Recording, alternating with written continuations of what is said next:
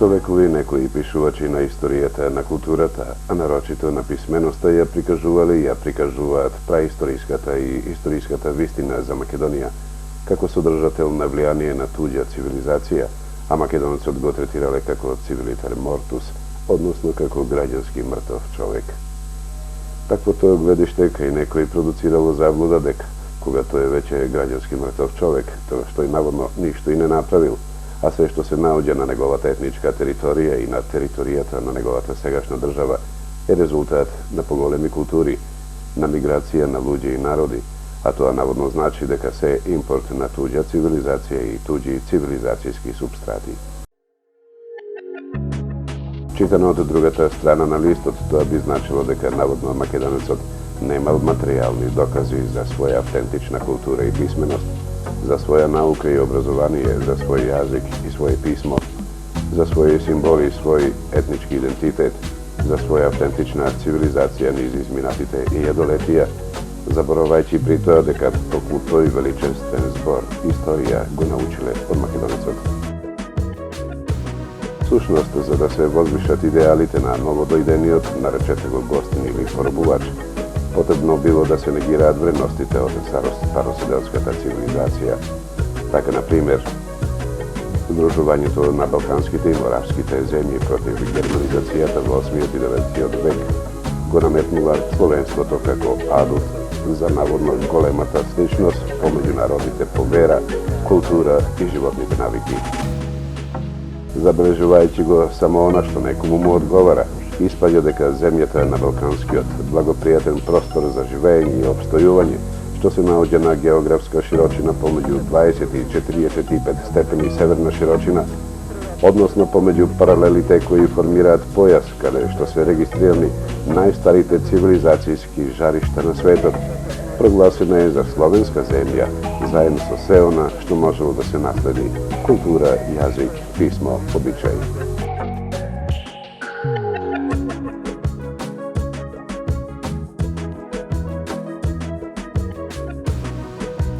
Со најновите истражувања, а особено со последната реконсигнација на теренот на Атарот на селото Осинчани и неговата околина, извршени 1994 година, со испитување и соодветно архитектонско снимање, фотодокументирање на повеќе праисториски наоди, како што се светилишта, долмени, надгробни споменици, одделни карти и камења, со надписи, соларни, космографски символи, керамички печати и глинени плочки со соларна символика, космографија и разновидни надписи, а особено со палеографските и палеолингвистичките испитувања и проучување во периодот од 1992 до 1997 година, на почвата на Македонија и пошироко се издвојува една досега незабележена автентична цивилизација со македонски јазик, древно македонско гласовно писмо, со специфично македонско озетување како најстар облик на владење во светот, со ширум распространет култ на сонцето и космосот.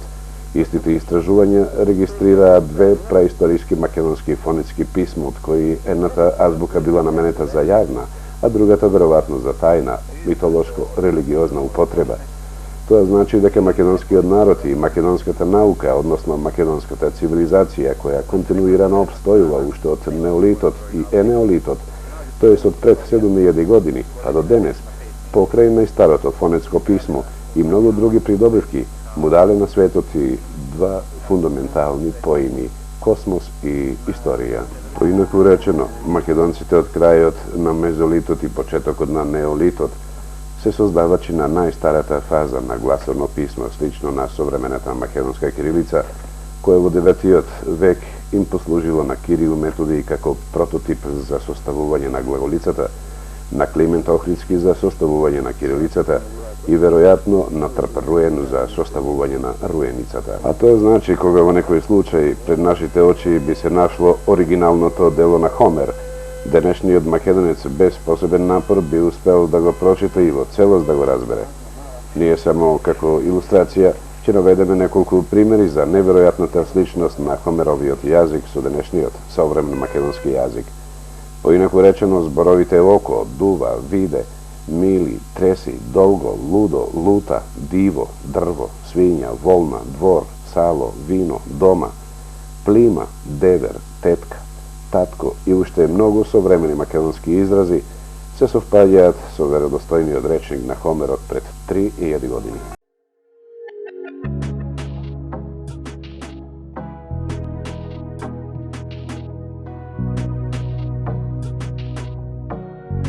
Се разбира достапни за разбирање се и многу други, како што се давер, што би значело девер, свекуро како свекор, свекура како свекрва, снуко како снаа, дара како дарови, вестија како невеста, моки како маки, врете како вера, друго како дрво, овис како овци, двура како двор и уште и јадници примери кои го чинат македонскиот јазик препознатлив 7000 години назад.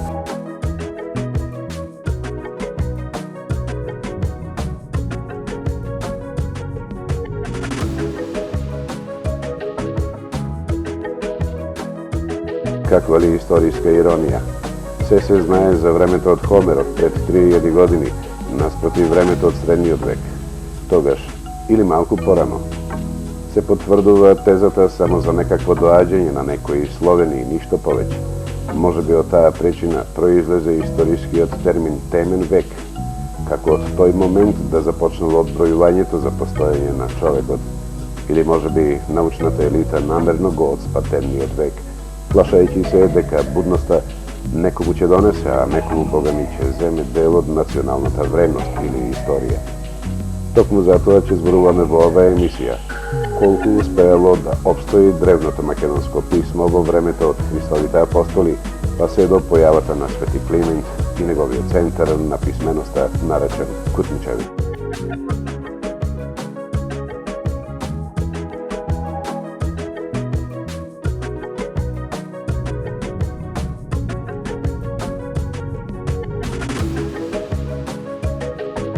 Големото значење на Свети Климент Охридски, непосредниот продолжувач на делото на светите браќа Кирил и Методи во историјата на така наречената старославенска просвета, дал повод за сериозно проучување животот и дејноста на овој великан.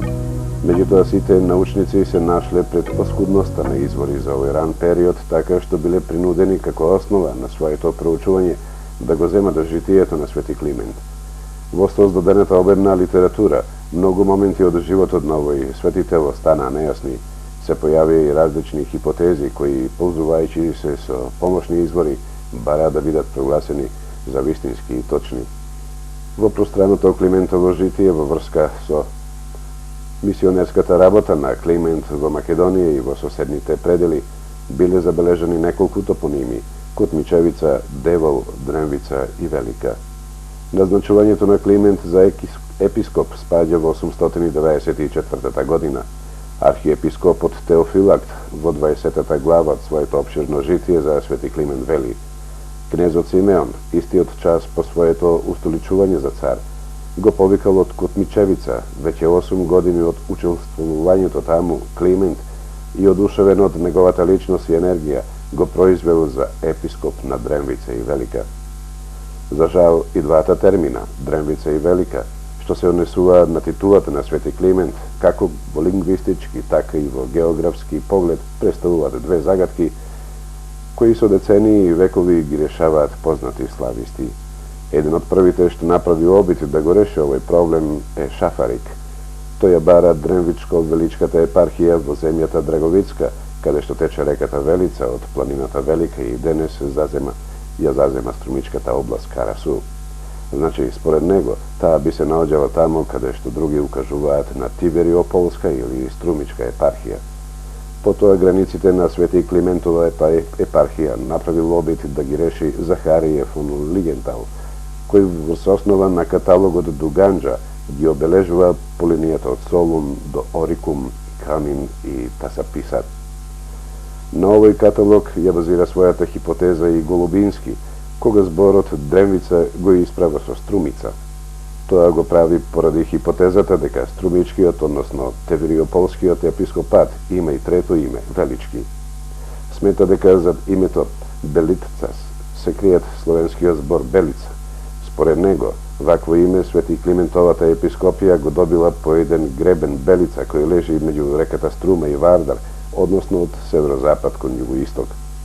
Според спомнатото, Голубински донесува заклучок дека епископијата се викала Струмичко-Беличка. Слично на двајцата слависти и Гиричек не се сомнева дека епархијата на Свети Климент се наоѓала во Струмичкиот басен. За разлика од таквото тврдење, познатиот славист Ветрослав Јагиќ смета дека центар на дејноста на Свети Климент се наоѓа во долината на Брегалница. Потоа професор Голубински се коригира и во 1885 година тврди дека полето на епископската дејност на Свети Климент е на исток, во пределите на Византиската империја. Своето тврдење го базира на каталогот од Лав Мудриот, каде се спомнуваат две епархии, Драмицка и Велицка.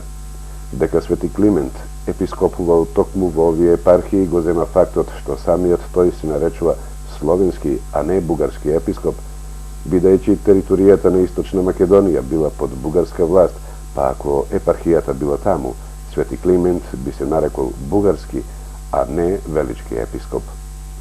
Токму во времето кога Голубински ја излага оваа своја теорија, настапува бугарскиот историчар Марин Дринов со една нова хипотеза, базирајќи се врз славословието Клименту епископу Великое Морави. Во синодиктот на Борил тој искажува мислење дека Свети Климент станал епископ уште во Моравија. Меѓутоа оваа хипотеза претрпе сериозна критика, бидејќи нема никакви позитивни докази дека Свети Климент станал епископ во Моравија. Дури под таква предпоставка, Свети Климент не би се викал велички, туку моравски, и на крајот, зошто покрај моравското име, во титулата на Климент би фигурирало и името Древнички епископ. За решавање на овој проблем се залага и Стојан Новаковиќ.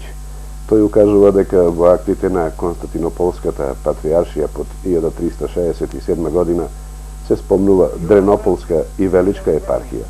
Затоа смета дека епархијата на Свети Климент се наоѓала во Дринопол, односно во близината на Бела. Потоа Новаковиќ ја определува границата на оваа епархија со Солунската област до Валона и албанскиот Београд, односно Берат. Оваа теорија на Новаковиќ представува чекор напред. Таа прва прави обид да го локализира центарот на Свети Климентовата епархија не во Источна Македонија, туку во југозападниот дел на Балканскиот полуостров. По патот на Новаковиќ тргнал и бугарскиот историчар Георги Белашчев. Најпрвин тој кажува дека во пракса на источните цркви често се сретнуваат епархии кои не се именуваат само по градовите, туку и реките. Смета дека Свети Климентовата епархија го добила името по реката Велика, името што го носи притоката на Вардар, Треска, во својот горни тек. Оваа река тече во горниот тек низ Кичевската област и не е далеку од Охридското езеро. Што се однесува до другото име, Дренвица, Балашчев смета дека името се однесува на словенското име Дебарца. Соединувајќи ги двата термина, доаѓа до заклучок дека епископијата на Свети Климент ги опфаќа областите Дебарца, Кичево и Полок. Со првиот дел од хипотезата на Балашчев, односно дека титулата Велички иде од реката Велика, се сложи и Ватрослав Јагиќ. Меѓутоа, за име Дренвица, тој бара друго решение, обрнувајќи ја Дренвица во Дреновица, близу до Вентронското езеро. Сите до тогашни хипотези Туницки ги ставил на критика во својата монографија за Свети Климент. Нијена од хипотезите не ги смета за задоволителни, макар што во нив има приближување кон вистината. Тој ја негира можноста дека имињата на епархиите идат од имињата на реките, туку само од имињата на градовите. Може да се предпостави, вели Туницки, дека во близината на Охрид постоеле такви градови. Во таков случај, хипотезата на Балашчев би била на место. Меѓутоа, никаде во античките карти не постојат такви градови, дотолку повеќе што во историјата уште не е расчистено прашањето дали само горниот тек на Треска се нарекува Велика или и целата река Вардар. Затоа Туницки ја бара епархијата на Свети Климент на друго место. Пред тоа дава објаснување дека во титулата на Свети Климент не случајно има две имиња, Дренвитас и Велицас, соединети со грчката Ипа. Тоа значи дека во една епархија се обединети и две области, земајќи предвид дека Асемановото евангелие од 11 век, а и во Климентовите полки, тој се imenува како епископ Велички, покажува дека името Дремвички дошло нешто подоцна преку соединувањето на двете области. Туницки не ја баре Свети Климентовата епископија близу Охрид, туку ја поставува блиску до центарот на бугарската автокефална црква. Ова го мотивира со тоа што во житието на Свети Климент се нагласува дека станал епископ над некултурната и стокоподобната паства. Потоа заклучува дека е невозможно краиштата околу Охрид да бидат толку некултурни, кога се има предвид дека Свети Климент имал преку 3500 ученици расеани по Охридската област. Тоницки не го збунува фактот што Теофилактовото житие спомнува дека Свети Климент и натаму живеел и одржувал врски со Охрид. Тој тврди дека спомнатото житие се зборува само за 2 посети на Свети Климент во Охрид. Земајќи го списокот на Лав Мудри, тој наоѓа 2 епископии под името Великијас. Двете епархии ги поставува, едната во Тракиско-Филиполската епархија, а другата во Македонско-Филиполската епархија. По сведоштвото на овој каталог, вели Туницки, во Филиполската митрополија се наоѓава катедралата Драмница, па според тоа и Дрмвица и Драмница се една иста епархија. Интересна е хипотезата на Васил Златарски, што ја изнесува пред јавноста во својот труд, каде се наоѓава епископијата на Свети Климент. Тој не се сложува со Туницки, бидејќи смета дека нема никаков доказ дека Дрмвица и Велица се 2 епископии, обединети под ферул на Свети Климент. Правилно укажува на фактот дека христијанството било расширено меѓу словенските области во Дрмвица во времето на византиската власт. Според праксата на Константинополската црква, епархијата би носела грчко, а не словенско или македонско име. Тоа покажува, вели Златарски, дека Свети Климентовата епархија била образувана само за него, а составена од чисто словенски, односно македонски народ. Златарски спомнува дека во првата грамота на Василий II, упатена до Охридскиот архиепископ околу 1020 година, покрај останатите градови на Пелагониската епархија се спомнува и Дерветин. Ова место го идентификува со современото село Дебреште, што се наоѓа северозападно од Прилеп. Според Златарски, Свети Климент бил назначен и за епископ во средновековната тврдина Дебрица, сегашно Дебреште. Но сега се поставува прашањето, зошто Свети Климент не го минувал времето во Дебрица, туку во Велика. Златарски објаснува дека Велица, односно Белица, се наоѓа на југ од Кичево, па било поблизо до Охрид, со кој Свети Климент одржувал врски. Бидејќи повеќе време живеел во Велица, отколку во канонското седиште Дебрица, покрај редовната титула добил и друга, Велички. Оваа хипотеза на Златарски претрпе критика од професор Илински. Овој не се сложува со определувањето на местата на двете титули, бидејќи и денешното Дебреште и Белица се многу блиску до Охрид, па е неверојатно овие краишта да биле некултурни и до нив да не допирале, односно да не допирала Свети Климентовата школа. Според него, Свети Климентовата епископија треба да се бара надвор од границите на неговата поранешна дејност во Кутмичевица. Обрнувајќи поголемо внимание на филолошкиот карактер на името на епархијата, доаѓа до заклучок дека епархијата се наоѓала на горниот тег на реката Треска. Тој отфрлува можноста дека епархијата го добила името по река Велика, туку смета дека крај самата река постоела населба Велика, која исчезнала во текот на долгиот временски период. Интересно е мислењето на професор Иван Снегаров по ова прашање. По прашањето на името на епархијата, тој се слага со професор Златарски дека Дремвица и Велица се 2 географски поими кои постоеле во Свети Климентовата епархија. Според него епархијата на Свети Климент тесно е поврзана со долината на река Велика и името Велички доаѓа или од самата река, или од местото што тука постоело.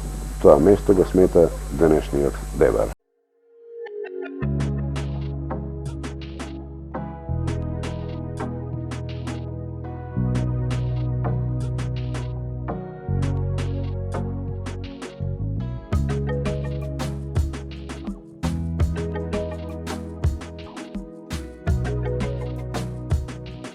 Според досега изнесеното, може да се изведе обж заклучок со кој се служуваат поголем број слависти дека епархијата на Свети Климент се наоѓала во Западна Македонија во самиот тек на реката Треска. Меѓутоа не може да се остане на тврдењето дека епархијата по просторност зафаќала една тесна област. После изгледа Свети Климентовата епархија не го добила името по реката Треска, која во горниот тек се викала Велика, туку по реката Вардар, која во средниот тек се вика Аксиос, што значи велика, достојна. Во поново време, областа на Свети Климентовата епархија пак е стеснета на подрачјето текот на реката Велика, со наодите дека името на реката Вардар е забележено уште во 4 век како Вардар Гейт, што би значило Вардарска капија. Односно, реката Вардар носи име од исконско време, кое сигурно било познато дури и за словените. Според тоа може да се заклучи дека Свети Климентовата епархија се простирала по течението на реката Треска и зафаќала добар дел од денешна Западна Македонија. Ако во моментов и ова се свати како хипотеза, сигурно е дека во наредниот текст ќе се вклучат сите сознанија како резултат на проучување и исследување врз база на нова документација.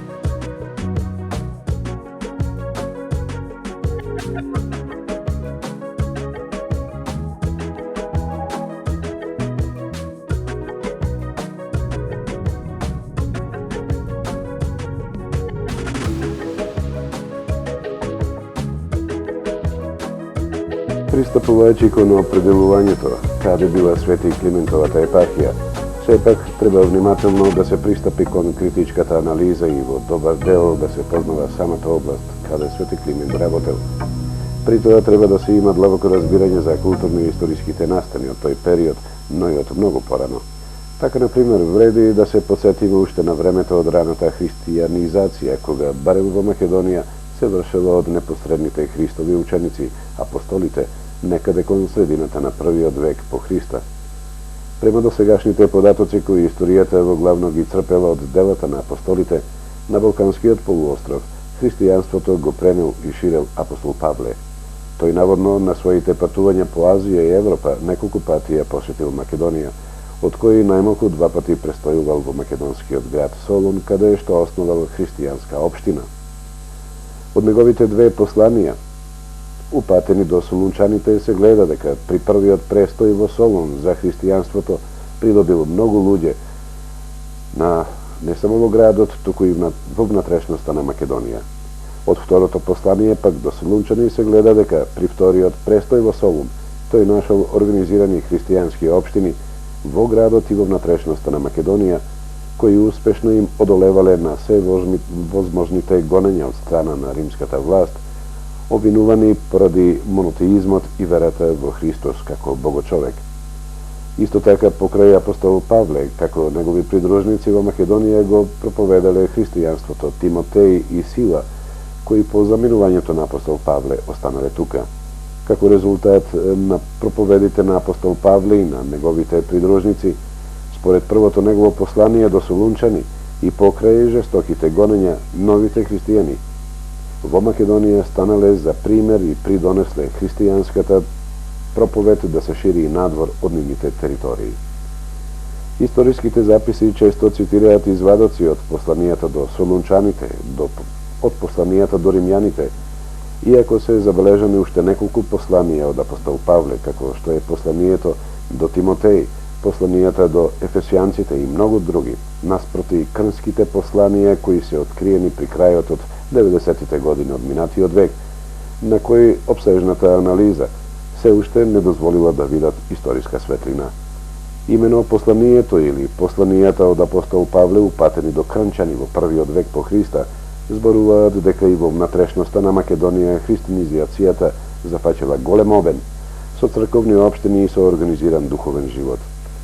Како за подоцнежната организирана црква со црковни иерархии, првите црковни општини биле од историска важност за христијанизацијата, нако се вреди да се задржиме на Крње и крњачките посланија од апостол Павле.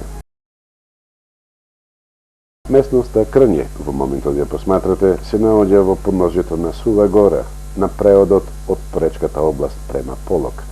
Оддалечена е 5 км северозападно од селото Волче, кое денес е во состав на новоформираната општина Самоков. Деновиме 5 члена екипа на телевизија Морис под водство на Аритон Веселиновски го посети локалитетот Крње, каде помеѓу другото ја слушна и легендата за наводно прастариот манастир или можеби некој друг облик на организиран духовен живот на пространиот терен, иако висок, но со блага клима откриени се трите бунари кои значеле живот за духовниот центар, а толпата од камен, која често е селена во импровизираните бачила, покажуваат трагови на религиозни резби. Богатиот терен, во случајот и со вода, бил искористен со садници за потреба на духовниот центар, односно за сите христијани. Податок кој нас не наведува на помисла за првонастанатиот манастирски, односно монашки живот на просторот од тогашна Македонија. Веселиновски и Никола од селото Волче ни раскажуваше. Селото Волче од времето на постоење на манастирот се викало Меезра. Плјачкашите, наречени како љуми од Пешкопеја, често доаѓале во Крње и во Меезра, се до оној момент кога нарачале богата гозба за 40 арамии. Пошто сите биле убиени или отруени, очекуван бил налетот на по-многоубројна плјачкашка банда. Тие биле толку силни што успеале да ги протераат луѓето и да им го запалат манастирот. Свештениците Аврам, Косто и Стојко преку Црешневскиот татар избегале во Прилепско, каде во манастирот во Зрзе ги заклониле светите книги кои беше успеале да ги понесат со себе. Токму тие книги биле светите од апостол Павле, упатени до сите крњевци.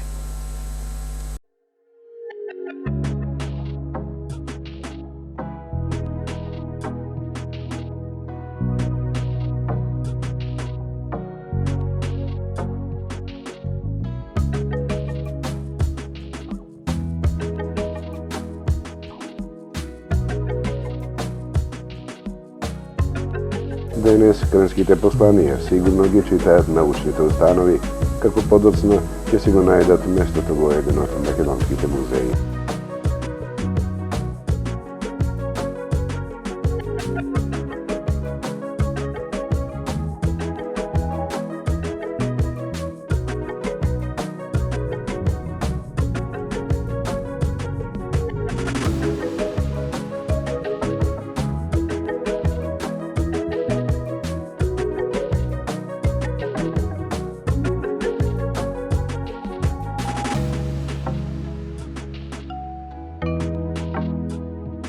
А тоа ќе значи дека рано христијанскиот период затечен е со многу духовно развиени центри во натрешноста на Македонија. Се чини дека поречката област во тоа време била толку богата со христијански објекти, што ни најмалку не заостанувала зад Солунската црковна јерархија, почнувајќи од Ижишката некропола со базилика на локалитетот Долна црква, преку Македонски Брод, Мобриште, Белица, Бенчен, Меезра, односно Волче, па се до кањонот на Матка изобилува со културни и историски споменици од периодот на раното христијанство, со непрекинат континуитет на градбе и во средниот век.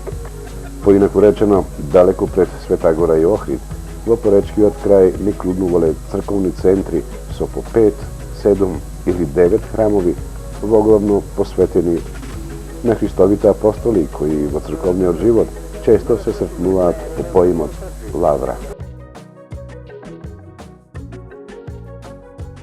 Авторот на оваа емисија успеа да дешифрира 4 од 5 цркви на локалитетот Кичин на падините над селото Долно Ботушје во поречкиот крај. Како храмот посветен на Света Богородица задолжително е присатен во приликите на една лавра, храмовите посветени на Свети Архангел, Свети Илија и Свети Ахил се со очувани материјални докази. За постоењето на храмот на Свети Архангел сведочат и легендите кои тврдат дека до Свети Ахил ќе дојдете преку Боречкиот брод, што би значил премин преку река, или така наречено газало.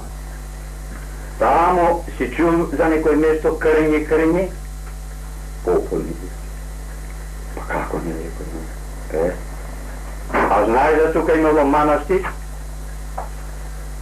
Сум слушал, одказано имало, постојало манастирице тука, postojao manastir po ime Krnječki manastir. Krnječki manastir. Šiptariće, Alamićeriće go izgorele, zajedno sa Sevotom, Volče, u vreme, ali točno сега 1500 za vreme na Turskото робство.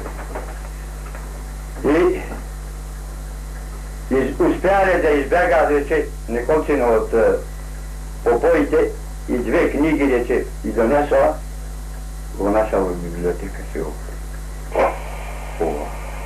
To bi značilo дека токму тука во меѓуречието на голема река и мала река, што всушност е јачина треска, се наоѓала веројатно првата вавра на Балканскиот полуостров, односно комплекс во еден двор повеќе цркви.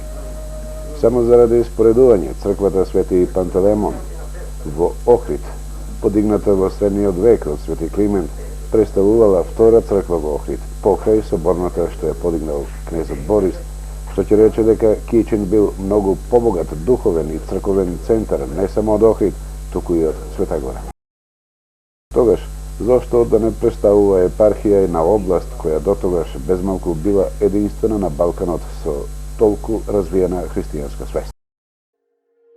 Овде уште ако се додаде дека во селото Бенче, оддалечено само 5 км југозападно од Кичен, се пронајдени оригиналните преводи од Евангелието од светите браќа, јасно укажува на фактот дека светите книги од кога се светени во Рим, вратени се во центарот на првата македонска епархија, за чиј епископ е назначен Свети Климент.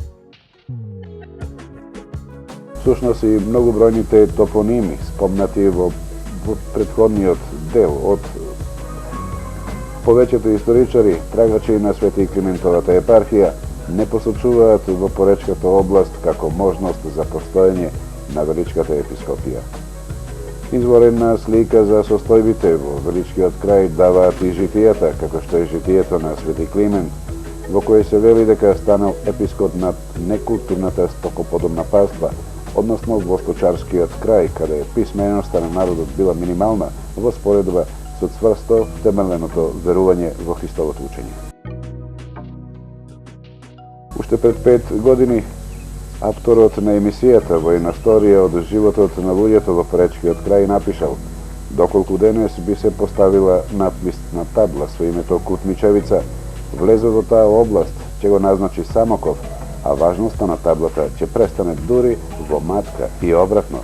Односно, тој ја поречки предпоставил дека областа Кутмичевица лежи во меѓуречието на Мала река и Велика река, додека пак областа од Величката епископија ја проширува со 80 километри јужно од Самоков до Македонски Брод и Кичево.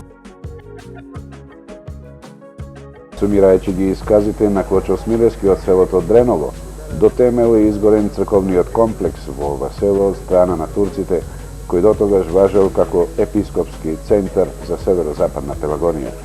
Со оглед на непосредната близина со средновековниот град Дебреште, поречки заклучува дека Величката епископија од источната страна се граничила со Дрмвичката, или, ако престојот на Свети Климент му бил во градот Девол, на подеднаква раздалеченост му биле и Кутмичевица и Дрмвичката епископија.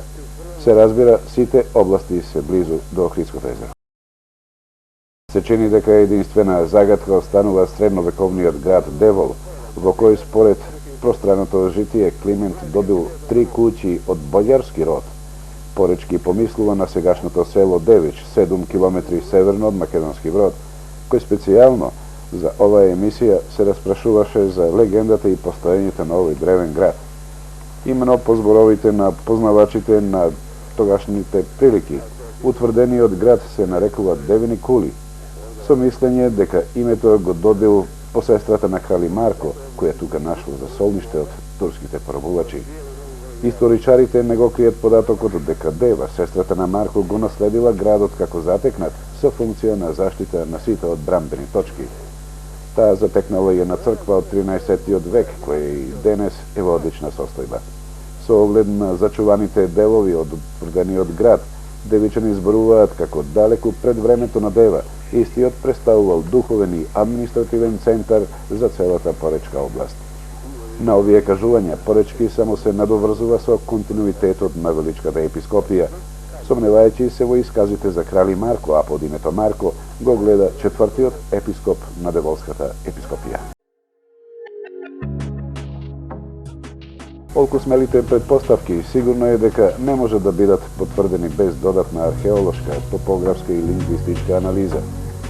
Меѓутоа и факт е дека Поречкиот крај најмалку е истражуван во тој поглед благодарение или за жал на неговата затвореност во географски и комуникативен смисол на зборот, иако истиот поседува богата материјална култура која, убедени сме, кога тогаш ќе збогати и националната историја со аргументи за почетокот на християнизацијата во Македонија и од Македонија низ целиот свет.